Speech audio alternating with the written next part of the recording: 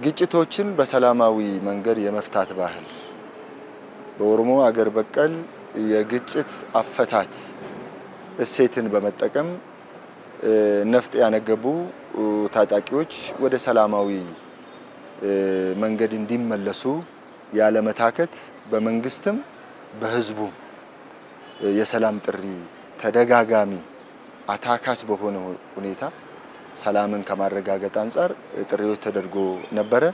በዚህም በሺዎች የሚቆጠሩ የታጠቁ ኃይላት ወደ ሰላማዊ መንገድ እንዲመለሱ ተደርጓል።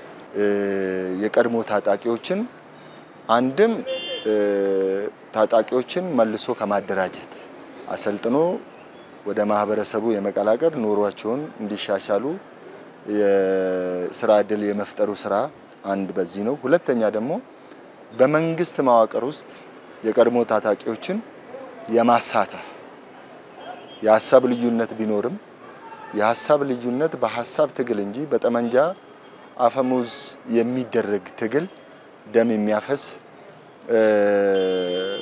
ንብረት የሚያወድም ስለሆነ ወደ ሐሳብ ትግል እንዲመጡ በሆደ ሰፊነትም ደግሞ መንግስትም በመንግስት መዋቅር እንዲካተቱ የማድረግ ስራ ተሰርቷል። ይሄ አዲሱ የቀበሌ አደረጃጀት ከመጣ ወዲህ ብዙ ቦታ ሰላም ሰፍኗል። መንግስት በቀበሌዎቹ አዲስ አደረጃጀት በመከተሉ የመንግስት አገልግሎት ተደራሽን መሆኑ ህዝብ ለአካባቢው ሰላም ለአካባቢው ደህንነት ዘብ እንዲቆም እንዲደራጅ አድርጓል። ሁሉ ጊዜ ለሰላም እጁ የተዘረጋ ነው። በሩ ምንም ጊዜ አይዘጋም። ይሄ የኛ መርህ ነው። ለሰላም የተከፈቱ በሮች የማይዘጉ የተዘረጉ እጆች የማይታጠፉ ናቸው። እስከ መጨረሻ አንድም ሰው ህይወት በአልባሌ እንዲጠፋ አንፈልግም። ስለዚህ በሰላማዊ መንገድ